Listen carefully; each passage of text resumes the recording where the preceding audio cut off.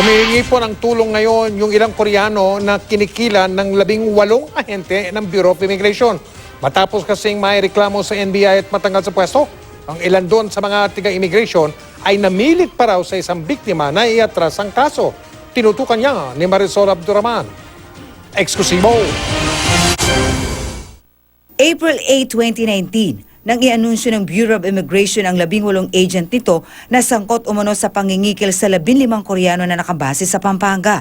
Nakuhanan pa nga ng CCTV camera ang pagdala sa mga Koreano sa BI kung saan kinikilan umano sila ng mahigit 9 milyong piso. Pero ayon sa kinatawan at interpreter ng mga biktima na tumangging humarap sa camera, binalikan daw ng ilang suspendidong BI agents ang isa sa mga biktima at pinilit umanong pumirma sa isang dokumento na mag-aatras sa kaso.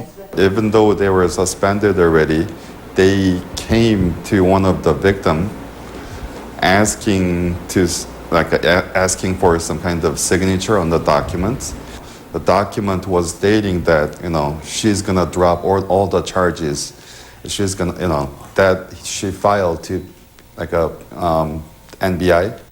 Buti na lang daw at nakatawag ang biktimang si Kim Dong-young sa Korean Association sa Pampanga, kaya napayuhang huwag pumirma. A Korean Association guy was trying to report that case to a CIDG, right? And probably they heard over the phone and they just left.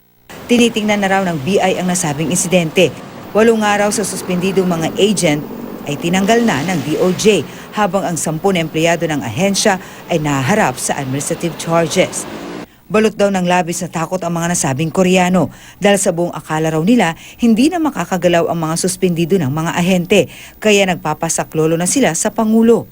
Mr. President of the Philippines, to have the deeper investigation on this case, even after having meeting with the PACC, the incident on 15th happened. So maybe they're not afraid of the president.